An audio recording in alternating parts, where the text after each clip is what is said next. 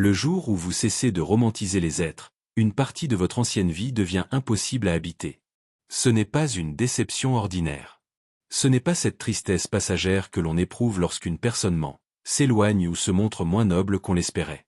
C'est quelque chose de plus profond, de plus humiliant aussi, la découverte que vous n'avez pas seulement aimé quelqu'un, vous avez parfois aimé l'image que votre propre esprit avait construite à sa place.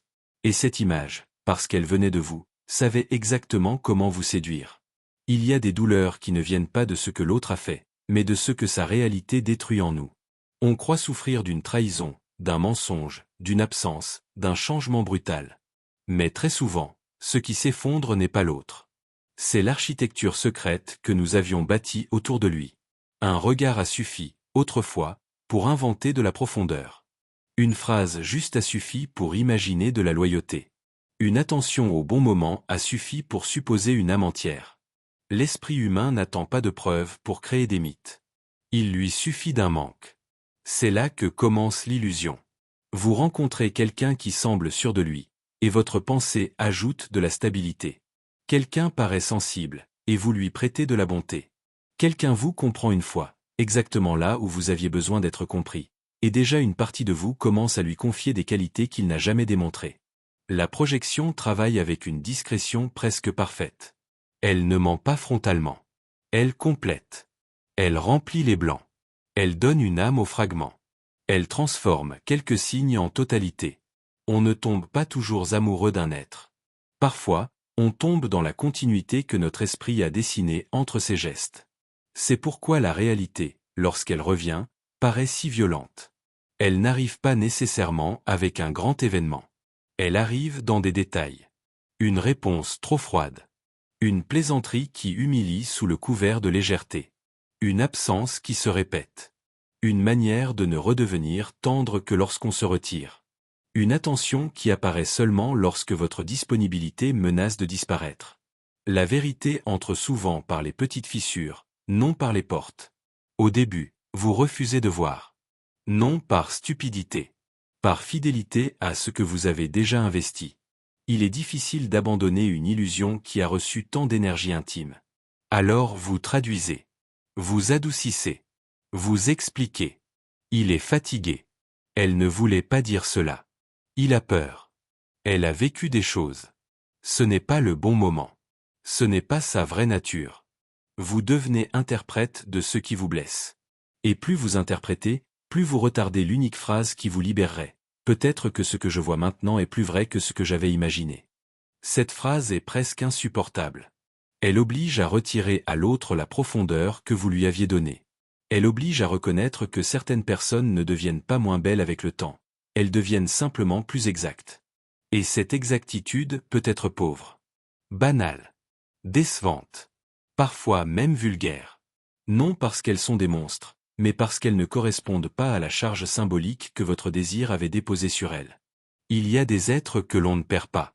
On perd seulement le roman intérieur qui les rendait habitables. Jung savait que l'être humain ne rencontre jamais le monde de façon pure. Nous voyons à travers des images anciennes, des blessures, des désirs, des manques non formulés. Nous ne regardons pas seulement les autres, nous regardons ce que notre inconscient place sur leur visage. Un parent non résolu, un amour attendu, une sécurité rêvée, une reconnaissance longtemps refusée. Ainsi, une personne peut devenir l'écran sur lequel nous projetons notre besoin d'être sauvé, choisi, réparé, confirmé. Elle n'a même pas besoin de participer consciemment à cette illusion. Notre propre fin travaille déjà pour elle. Le plus troublant, c'est que cette projection peut donner l'impression d'une vérité plus intense que la réalité. L'image intérieure semble parfois plus cohérente, plus chaude, plus profonde que l'être réel. Vous pensez connaître quelqu'un parce que vous avez beaucoup ressenti en sa présence.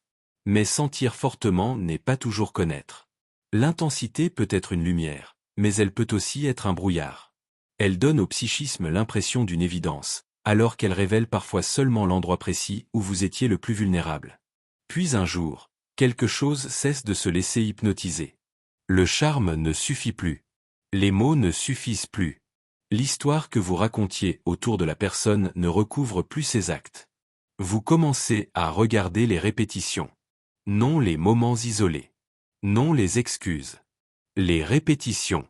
Qui revient seulement lorsqu'il a besoin? Qui devient tendre après vous avoir senti partir? Qui aime votre présence mais méprise vos limites? Qui parle de loyauté mais disparaît devant votre vérité? Qui vous veut disponible, mais vous punit dès que vous devenez réel? À partir de là, le monde social prend une forme plus inquiétante. Vous commencez à voir que beaucoup de relations sont moins fondées sur l'amour que sur des accords invisibles. Je te donnerai de l'attention si tu confirmes mon importance. Je te laisserai près de moi si tu ne menaces pas mon image. Je t'appellerai loyal tant que tu ne me demandes pas de changer. Je t'aimerai dans la mesure où tu ne m'obliges pas à me voir. Ces contrats ne sont pas toujours prononcés. Ils vivent dans les gestes, dans les silences, dans les petites sanctions, dans la manière dont les gens changent lorsque vous cessez d'occuper la place qu'ils vous avaient donnée. Rien n'expose quelqu'un plus vite que la modification de votre rôle. Devenez moins disponible, et l'affection conditionnelle se révèle.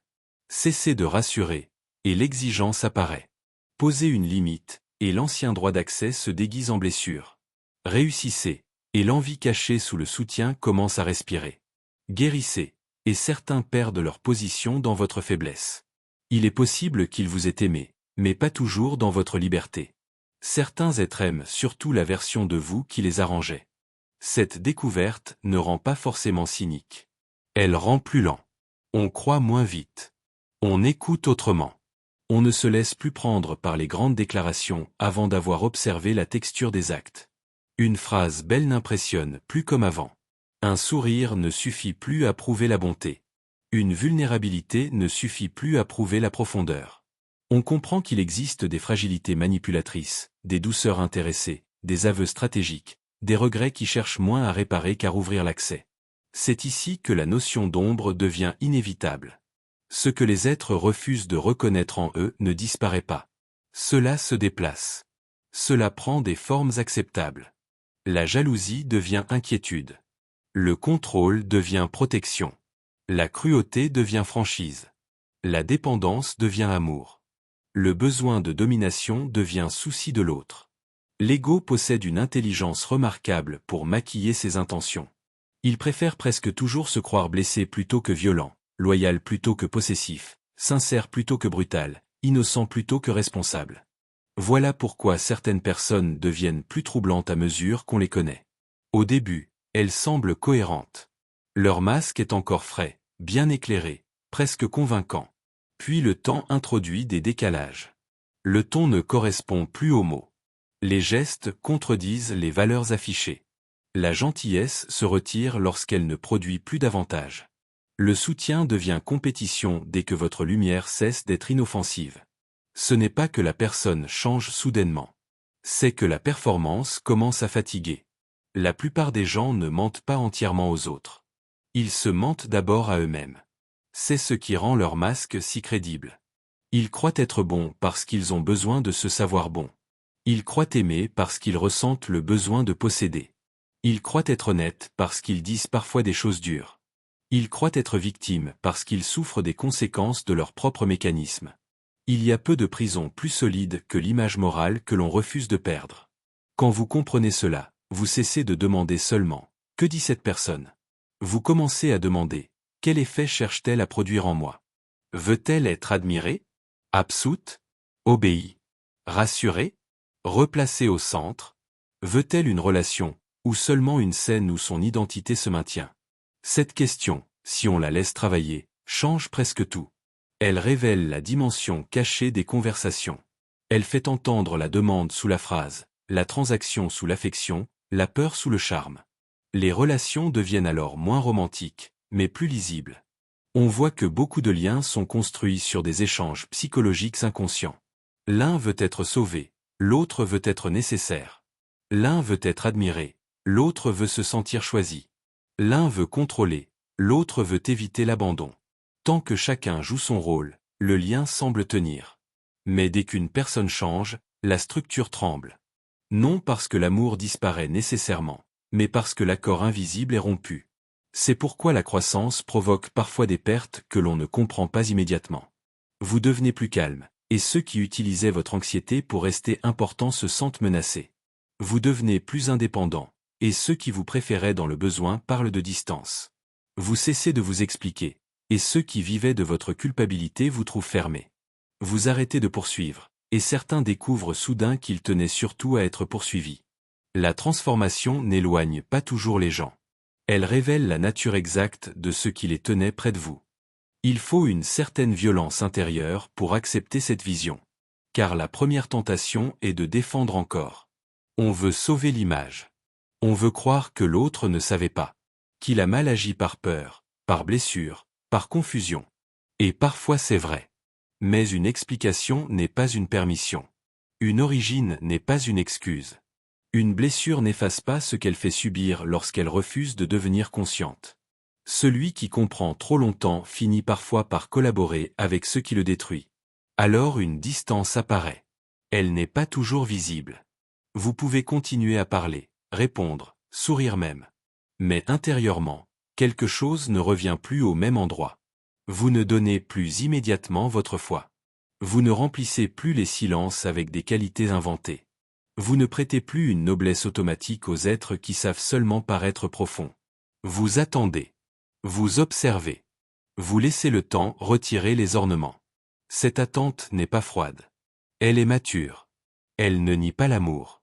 Elle refuse de confondre amour et hallucination. Elle ne nie pas la beauté humaine. Elle refuse de fabriquer de la beauté là où la répétition montre autre chose. La lucidité n'est pas l'ennemi de l'amour. Elle est peut-être sa seule protection. Car aimer sans voir, c'est parfois aimer une absence. Et une absence peut recevoir tout ce que vous lui donnez sans jamais vous répondre. À ce stade, une solitude particulière peut s'installer. Non la solitude de n'avoir personne, mais celle de ne plus pouvoir croire comme avant. Les conversations paraissent plus minces. Les séductions plus prévisibles. Les groupes sociaux plus théâtraux. On remarque comment chacun module son visage selon le pouvoir présent dans la pièce. Comment la morale change selon le bénéfice. Comment les gens condamnent publiquement ce qu'ils pratiquent discrètement. Cette perception peut assombrir le monde. Elle peut donner l'impression que tout est masque. Mais la maturité ne consiste pas à conclure que tout est faux. Ce serait encore une facilité. La maturité consiste à supporter que l'humain soit fragmenté. Capable de tendresse et d'intérêt. De loyauté et de lâcheté. De compassion et d'envie. Parfois dans la même journée. Parfois dans la même phrase. L'illusion de pureté meurt. Et avec elle meurt aussi une certaine naïveté morale, celle qui voulait diviser le monde entre les êtres bons et les êtres dangereux, en oubliant que chacun porte en lui les conditions de sa propre contradiction. Le plus difficile commence alors. Car voir l'ombre des autres n'est que la moitié du chemin. La vraie descente commence lorsque vous reconnaissez la vôtre.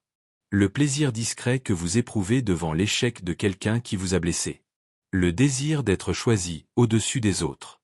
La manipulation subtile que vous utilisez parfois pour ne pas paraître dépendant. Le silence que vous gardez non pour protéger la paix, mais pour punir. La supériorité que vous ressentez lorsque vous voyez plus clairement qu'un autre. Tout cela aussi vous appartient. Cette reconnaissance est moins confortable que la déception envers les autres. Il est plus facile de découvrir que quelqu'un portait un masque que d'admettre que votre propre innocence était, elle aussi, une construction. Mais Jung ne proposait pas une lucidité dirigée uniquement vers le dehors.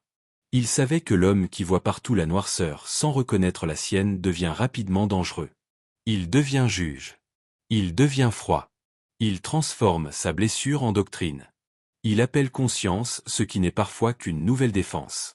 L'ombre n'est pas seulement le mal. Elle est l'humain refusé. Les désirs honteux, les jalousies, les besoins d'admiration, les fantasmes de contrôle, les petites cruautés silencieuses, les envies de fuite, de domination, de punition. Ce que l'on nie ne cesse pas d'exister. Cela travaille dans les angles morts. Cela se glisse dans les gestes que l'on justifie trop vite. Cela parle dans les phrases que l'on croit sincères. Plus quelqu'un a besoin de se voir parfaitement pur, plus son ombre cherchera des chemins détournés pour agir sans être reconnu. Ainsi, le jour où vous arrêtez de romantiser les autres, vous devez aussi arrêter de vous romantiser vous-même. Sinon, votre lucidité devient une arme narcissique. Vous voyez les masques partout, sauf le vôtre. Vous dénoncez les projections, mais vous ne voyez pas celles qui vous permettent de vous croire au-dessus du jeu. Vous parlez d'authenticité, mais vous continuez à protéger l'image d'un être plus conscient, plus profond, moins contaminé par les faiblesses ordinaires. L'ego spirituel est parfois plus subtil que l'ego mondain, mais il demande la même chose, ne pas être démasqué. La vraie clarté n'humilie pas seulement les autres en secret. Elle vous humilie aussi. Elle vous oblige à reconnaître que vous avez participé à vos illusions, que vous avez parfois préféré une fiction douloureuse à une vérité vide, que vous avez confondu intensité et destin, disponibilité et amour, familiarité et sécurité. Elle vous montre que votre désir a pu vous tromper avant même que quelqu'un d'autre en ait l'occasion. Et cette découverte, si elle est acceptée, rend la vision plus sobre. Alors le monde ne paraît plus innocent, mais il ne paraît pas non plus entièrement corrompu. Il paraît humain. Cela peut sembler peu, mais c'est peut-être le commencement de la sagesse. Voir les autres comme humains signifie ne plus leur demander d'être des dieux privés. Ne plus les charger de réparer ce qui vous manque. Ne plus confondre leur beauté partielle avec une garantie morale. Ne plus attendre d'eux qu'ils accomplissent la promesse que votre inconscient a déposée sur leur visage. Cela ne rend pas l'amour impossible. Cela le rend plus rare. Plus exigeant. Moins hypnotisé par les apparences. L'amour lucide ne se nourrit pas de projections continues. Il regarde les gestes. Il regarde la répétition. Il regarde la capacité de l'autre à rencontrer sa propre ombre sans immédiatement la transformer en excuse. Il ne demande pas la perfection. Il demande une certaine honnêteté devant ce qui est sombre. Car un être incapable de voir son ombre finira toujours par vous la faire porter. Et peut-être que c'est cela que la déception devait enseigner depuis le début. Non pas que les gens sont indignes de confiance. Non pas qu'il faut se fermer, se durcir, se retirer dans une hauteur glacée. Mais que la confiance sans vision n'est pas de la bonté. C'est une forme d'abandon de soi. Que l'ouverture sans discernement n'est pas de l'amour. C'est une invitation silencieuse à être utilisée par ce que l'autre refuse de connaître en lui-même. Que l'intensité sans réalité n'est pas une preuve. C'est parfois le parfum d'une projection trop longtemps nourrie. La clarté change votre manière de marcher parmi les autres. Vous devenez plus lent à croire, mais plus vrai lorsque vous croyez. Moins impressionné par le charme, mais plus sensible à la cohérence. Moins disponible aux promesses, mais plus attentif aux actes simples. Vous ne cherchez plus des êtres parfaits. Vous cherchez des êtres capables de ne pas fuir leur propre vérité dès qu'elle devient inconfortable. Et si cette transformation vous rend plus seul pendant un temps, ce n'est pas nécessairement une perte. La solitude qui suit la fin d'une illusion n'est pas vide. Elle est le lieu où votre perception cesse d'être louée à vos besoins anciens. Elle vous apprend à ne pas remplir trop vite les blancs. À ne pas donner une âme entière à quelques signes. À ne pas transformer votre désir en preuve. Elle vous rend à un regard plus austère, mais plus libre. Car le danger n'a jamais été seulement que les autres puissent vous tromper. Le danger était que votre manque, votre espoir, votre peur de la solitude et votre faim d'être choisi puissent travailler avec eux. On peut survivre aux mensonges d'autrui. Il est plus difficile de survivre à la découverte que notre propre imagination avait ouvert la porte. Le jour où vous cessez de romantiser les êtres, quelque chose meurt. Mais ce n'est pas votre capacité d'aimer. C'est votre besoin de déguiser le réel pour ne pas rester seul devant lui. Ce qui suit cette mort intérieure n'est pas immédiatement une liberté. C'est d'abord une gêne. Une gêne presque physique devant les anciennes conversations, les anciennes séductions, les anciens visages que vous aviez appris à remplir de sens. Vous entendez les mêmes phrases, mais elles n'entrent plus de la même manière. Vous voyez les mêmes sourires, mais quelque chose en vous demande désormais ce qu'il cherche à obtenir. Non par paranoïa. Par mémoire. La conscience, lorsqu'elle a été blessée par ses propres illusions, devient moins rapide à offrir sa crédulité. Il y a une fatigue particulière qui apparaît lorsqu'on cesse de collaborer avec le théâtre social. Avant, on jouait sans le savoir. On savait quand rire, quand se montrer disponible, quand ne pas remarquer l'envie dans une remarque, quand transformer une humiliation légère en plaisanterie pour maintenir la paix. On participait à cette politesse étrange qui consiste à protéger les masques des autres pour qu'ils protègent le nôtre. Puis un jour, ce mécanisme devient visible. Et ce qui devient visible ne peut plus redevenir entièrement naturel. Dans une réunion de famille, on remarque soudain les alliances silencieuses, les jalousies anciennes, les phrases qui reviennent toujours au même endroit comme des insectes autour d'une lampe.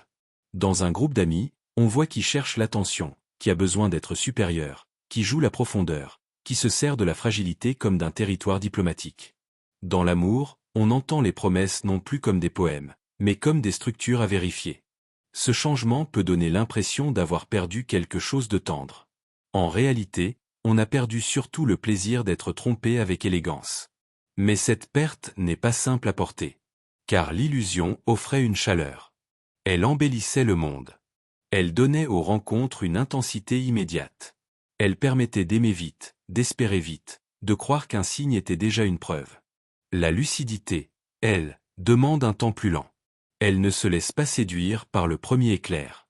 Elle regarde ce que la personne fait de sa propre obscurité. Elle attend de voir comment elle se comporte lorsqu'elle n'obtient pas ce qu'elle veut. Comment elle parle des absents. Comment elle répond à une limite. Comment elle réagit lorsque votre vérité cesse de servir son confort. C'est là que les masques se fendent. Pas toujours dans les grands conflits. Parfois, une simple limite suffit. Vous dites non, et soudain la douceur change de température. Vous ne rassurez plus, et l'affection devient reproche. Vous réussissez, et le soutien se charge d'une ombre presque imperceptible. Vous cessez de poursuivre, et celui qui paraissait détaché découvre une urgence tardive. Les êtres se révèlent moins dans ce qu'ils promettent que dans ce qu'ils deviennent lorsque votre rôle cesse de les nourrir. On comprend alors que beaucoup de relations étaient moins des rencontres que des distributions de fonctions. L'un devait admirer. L'autre devait sauver. L'un devait être fragile. L'autre devait être fort. L'un devait écouter. L'autre devait parler. L'un devait toujours revenir. L'autre pouvait toujours partir. Ces arrangements ne sont pas nécessairement conscients. Justement, leur pouvoir vient de leur invisibilité. Tant que personne ne les nomme, ils passent pour de l'amour, de la loyauté, de l'habitude, du caractère. Mais dès que l'un des deux cesse de jouer, l'autre se sent trahi, comme si une loi ancienne avait été brisée. Cette trahison ressentie est souvent la preuve du contrat caché. Une personne qui vous aime dans votre liberté peut être déstabilisée par votre changement, mais elle ne cherchera pas à vous ramener de force dans votre ancienne diminution. Une personne qui aimait surtout votre rôle, elle, souffrira moins de vous perdre que de perdre la fonction que vous remplissiez pour elle. Elle ne dira pas « tu ne me sers plus ». Elle dira « tu as changé ». Elle dira « tu es devenu distant ». Elle dira « je ne te reconnais plus ». Et peut-être aura-t-elle raison. Elle ne reconnaît plus l'endroit où elle avait l'habitude d'entrer. Cette phrase intérieure devient alors nécessaire. Ce que certains appellent amour était parfois seulement une familiarité avec mon effacement. Elle est dure, mais elle remet les choses dans leur axe. Car il existe des liens qui ne supportent pas notre précision. Ils nous aiment flous, disponibles, interprétables. Ils nous aiment tant que nous ne devenons pas trop nets. Dès que nous reprenons une forme, dès que nous cessons d'être cette surface où chacun pouvait projeter son besoin, l'attachement se dégrade. Non parce que nous sommes devenus moins aimables, mais parce que l'autre perd son écran. Jung aurait vu dans ce phénomène la fin progressive de la projection. Tant que vous projetez, l'autre porte davantage que lui-même. Il devient symbole, promesse, remède, réponse. Il n'est plus seulement une personne, il devient le lieu où votre inconscient espère résoudre une ancienne blessure. Voilà pourquoi certaines déceptions semblent disproportionnées. Ce n'est pas seulement une relation qui échoue. C'est tout un système intérieur qui perd son décor. La personne réelle n'avait peut-être jamais eu la taille que votre manque lui avait donnée. À mesure que cette projection tombe, le regard devient plus sobre. Cela ne signifie pas que l'on cesse d'aimer. Cela signifie que l'on retire à l'amour la tâche impossible de falsifier le réel. On peut encore être touché par quelqu'un, mais on ignore plus ce qui se répète. On peut admirer une qualité, mais sans inventer toutes les autres autour d'elle. On peut reconnaître une blessure, mais sans lui donner le droit de devenir une excuse permanente. On peut éprouver du désir, mais sans transformer le désir en certificat de profondeur. Ce dernier point est peut-être l'un des plus difficiles. Le désir est un grand fabricant de fiction. Il prend une présence, une voix, une absence même, et construit autour d'elle une nécessité. Il fait croire que l'intensité est une preuve. Il transforme l'attente en destin, la rareté en valeur, l'incertitude en mystère. Beaucoup de passions ne survivent pas à la disparition de cette incertitude, parce qu'elles étaient moins nourries par l'autre que par l'espace vide où l'imaginaire travaillait sans contradiction. Lorsque vous voyez cela, vous devenez plus prudent avec vos propres élans. Non pas froid. Prudent. Vous comprenez que votre cœur n'est pas toujours un témoin objectif. Il peut être un artiste magnifique et dangereux. Il peint sur les absences. Il ajoute de la lumière là où il manque d'effet. Il entend une phrase et compose une âme entière. Il confond parfois la reconnaissance d'une blessure avec la reconnaissance d'un être. Et si vous ne savez pas cela, votre propre profondeur devient le lieu de votre perte. Cette lucidité n'a rien d'agréable au début. Elle retire le romantisme automatique qui faisait du monde une scène plus brillante. Mais elle vous protège d'une humiliation plus grave, celle de supplier le réel de devenir conforme à votre projection. Il y a une dignité dans le fait de voir tôt. Une dignité dans le refus de transformer chaque contradiction en exception. Une dignité dans le moment où l'on cesse de défendre une image contre les actes qui la contredisent. Peu à peu, cette manière de voir modifie votre langage intérieur. Vous ne dites plus « Pourquoi m'a-t-il fait cela ?» Vous demandez « Qu'avais-je besoin de croire pour ne pas voir ?» Vous ne dites plus « Elle a changé ». Vous demandez « Quelle partie d'elle avais-je inventée pour pouvoir rester ?» Vous ne dites plus « Les gens sont faux ». Vous demandez « Quelle vérité sur l'humain ai-je refusé d'accepter parce qu'elle m'aurait rendu plus seul ?» Ces questions sont moins consolantes. Elles sont plus fécondes. Car il serait facile, trop facile, de sortir de la déception en condamnant l'humanité. De dire que tout le monde porte un masque, que personne n'aime vraiment, que la sincérité n'existe pas. Ce cynisme donne une sensation provisoire de supériorité. Il protège de l'humiliation d'avoir cru. Mais il demeure une défense. Une autre illusion, plus sombre. L'esprit qui a été blessé par la projection peut créer une projection inverse. Au lieu d'idéaliser les êtres, il les dégrade tous pour ne plus risquer de les aimer. Ce n'est pas de la lucidité. C'est une blessure qui se prend pour une philosophie. La vraie clarté ne transforme pas tout le monde en coupable. Elle rend simplement impossible l'adoration aveugle. Elle permet de voir les êtres comme mélangés, instables, souvent inconscients, parfois magnifiques, parfois médiocres, capables de bonté et de fuite, de tendresse et d'égoïsme. Elle ne demande plus aux humains d'être purs. Elle demande seulement de ne plus déposer sur eux une pureté qui n'a jamais été la leur. Mais pour supporter cette vision, il faut aussi descendre en soi. Car celui qui démasque les autres sans se démasquer lui-même devient rapidement injuste. Il voit la manipulation chez autrui, mais pas ses propres stratégies pour obtenir de l'amour. Il voit l'envie chez les autres, mais pas la satisfaction secrète qu'il éprouve lorsqu'il se sent moralement supérieur. Il voit les rôles sociaux, mais pas le rôle de celui qui voit mieux que les autres. L'ego adore survivre sous des formes raffinées. Il peut même utiliser la lucidité comme un nouveau masque. C'est pourquoi la découverte de l'ombre personnelle est la partie la plus sérieuse du chemin. Elle détruit la position confortable de celui qui serait seulement victime des illusions d'autrui. Vous découvrez que vous avez, vous aussi, performé. Vous avez parfois donné pour être nécessaire. Vous avez parfois écouté pour être aimé. Vous avez parfois pardonné non par grandeur, mais par peur de perdre une place. Vous avez parfois appelé intuition ce qui était désir, et patience ce qui était refus de conclure. Cette reconnaissance ne vous salit pas. Elle vous rend réel. Un être réel ne se croit plus extérieur à la condition humaine. Il sait qu'il porte, lui aussi, des contradictions. Il peut vouloir la vérité et redouter ce qu'elle exige. Il peut aimer et vouloir contrôler. Il peut être généreux et attendre une dette invisible. Il peut dire qu'il veut la liberté de l'autre tout en souffrant de ne plus être choisi par elle. L'ombre n'est pas une anomalie. Elle est le rappel que la conscience humaine n'est jamais aussi pure que son récit sur elle-même. Cette humilité change la manière d'observer. Vous ne regardez plus les masques des autres comme un juge qui aurait quitté la scène. Vous les regardez comme quelqu'un qui sait combien il est tentant de porter une image pour ne pas affronter le vide. Cela ne signifie pas que vous acceptez tout. Au contraire. Vous acceptez moins de mensonges, mais avec moins de haine. Vous voyez mieux, et parce que vous voyez mieux, vous n'avez plus besoin de dramatiser chaque découverte. Les gens révèlent ce qu'ils peuvent. Ils cachent ce qu'ils ne savent pas encore porter. Vous choisissez ensuite la distance exacte. La distance exacte, voilà peut-être une formule importante. Ni fusion, ni mépris. Ni idéalisation, ni condamnation. Ni naïveté, ni cynisme. Une distance qui permet de rencontrer sans se perdre, d'aimer sans inventer, de rester sans s'aveugler, de partir sans transformer l'autre en monstre pour justifier le départ. Beaucoup d'existences deviennent plus calmes lorsque l'on cesse de devoir haïr ce que l'on ne peut plus aimer de près. Dans cette distance, les liens qui demeurent changent de nature. Ils deviennent moins théâtraux. moins nourris par l'urgence, le manque, la projection, la peur de l'abandon. Ils respirent davantage. Ils supportent le silence. Ils n'ont pas besoin que l'autre soit parfait pour être digne, ni incomplet au point de devenir indispensable. On ne demande plus à quelqu'un d'être le remède de ce qui précède sa venue. On lui laisse sa taille humaine. Et parfois, c'est seulement à cette taille-là qu'un amour devient possible.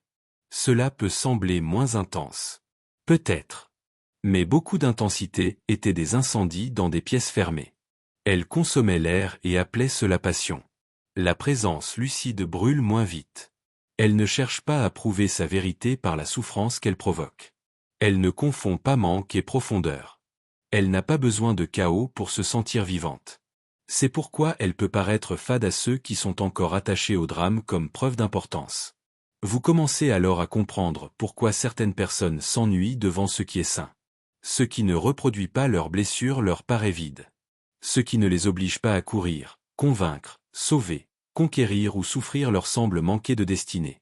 Elles disent qu'il n'y a pas d'étincelle, alors qu'il n'y a peut-être simplement pas de menace. L'inconscient humain préfère souvent le familier au paisible.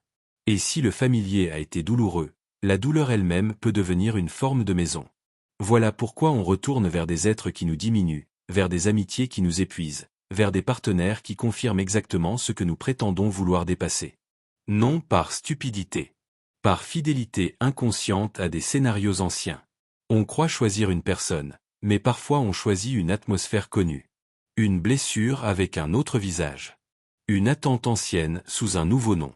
Tant que l'inconscient reste dans l'ombre, il appelle destin ce qui n'est qu'une répétition. La lucidité commence lorsque cette répétition perd son prestige. Lorsque vous ne vous sentez plus obligé de transformer chaque douleur familière en signe profond. Lorsque vous pouvez dire « je reconnais cela », justement pour ne pas y retourner. Cette phrase a une force discrète. Elle marque la fin d'une loyauté envers la blessure.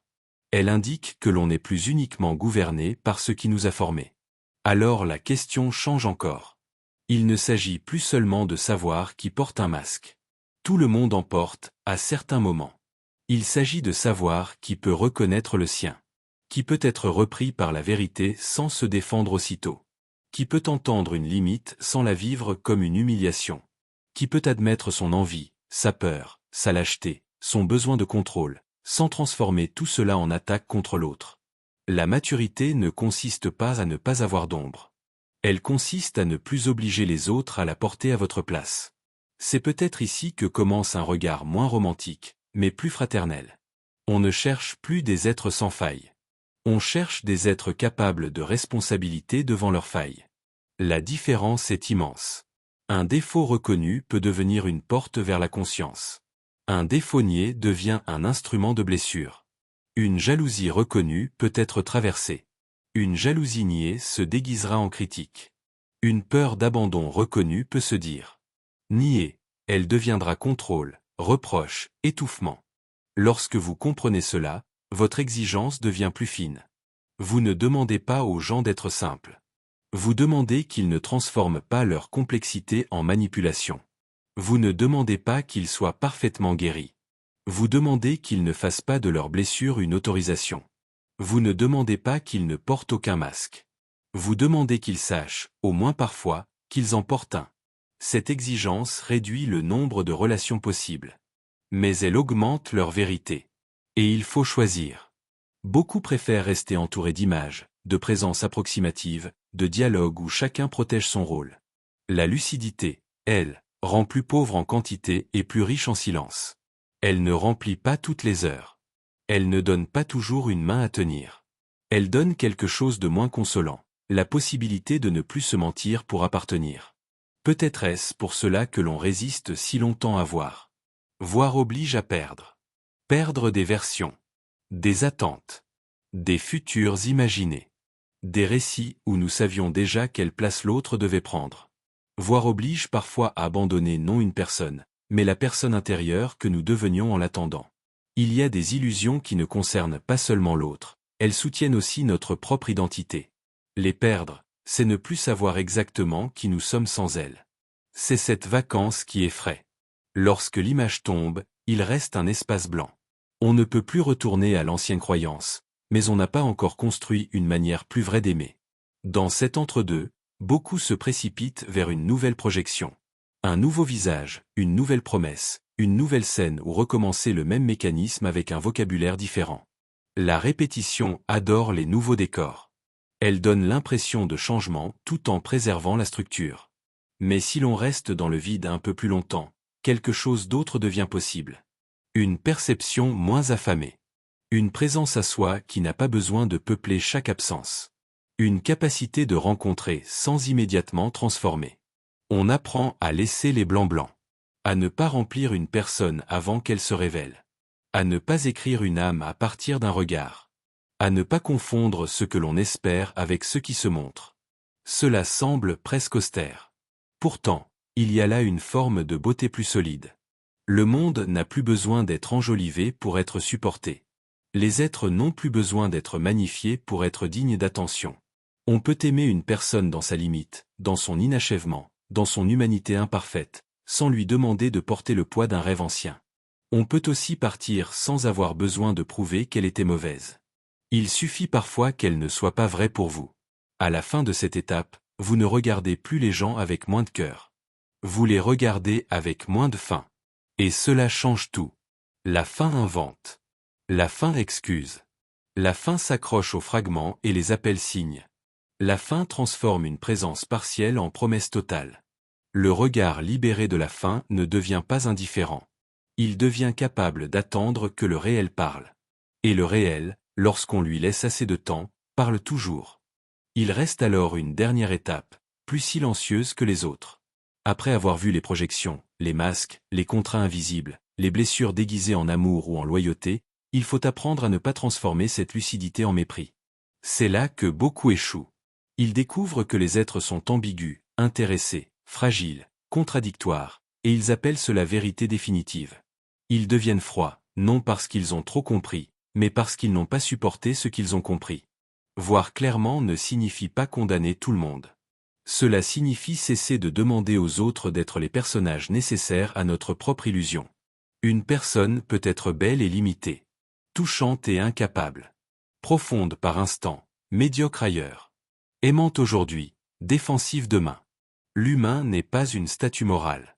Il se déplace, se contredit, se défend, se masque, se révèle parfois, puis se referme. La maturité commence lorsque cette complexité ne nous oblige plus à inventer une histoire plus simple. C'est pourquoi arrêter de romantiser les êtres ne tue pas l'amour. Cela tue seulement une forme d'amour qui avait besoin d'aveuglement pour survivre. On ne cherche plus quelqu'un pour porter le poids d'un manque ancien. On ne demande plus à un visage de devenir destin parce qu'il a touché une blessure.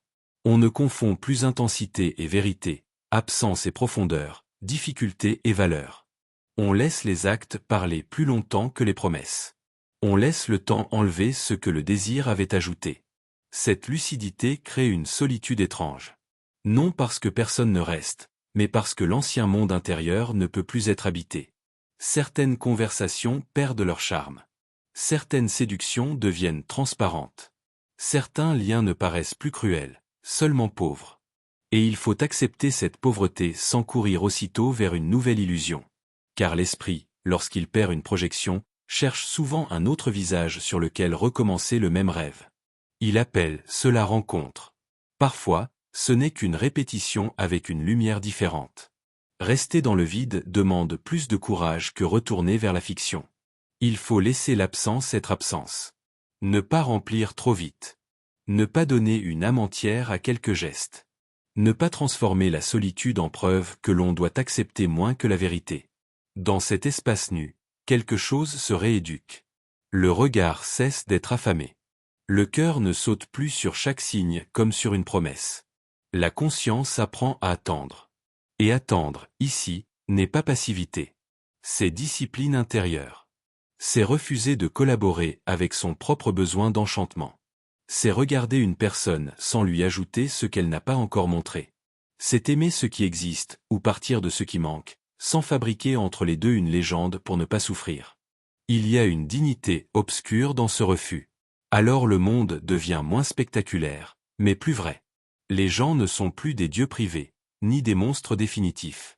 Ils deviennent humains. Et cette humanité, justement parce qu'elle est moins grandiose, peut enfin être rencontrée. On peut aimer sans idolâtrer. On peut se protéger sans haïr. On peut reconnaître une limite sans transformer l'autre en ennemi. On peut voir le masque et demander seulement si la personne sait qu'elle le porte. Peut-être que la vraie lucidité est cela, ne plus avoir besoin que les autres soient parfaits pour ne pas les mépriser, ni merveilleux pour les aimer, ni terribles pour s'en éloigner. Il suffit qu'ils soient réels. Et il suffit que vous ne trahissiez plus votre perception pour rester près d'une image. Le jour où vous cessez de romantiser les êtres, vous ne perdez pas votre capacité d'aimer. Vous perdez seulement votre besoin de maquiller le réel pour qu'il ressemble à votre manque. Et ce qui reste après cela n'est pas froid. C'est clair.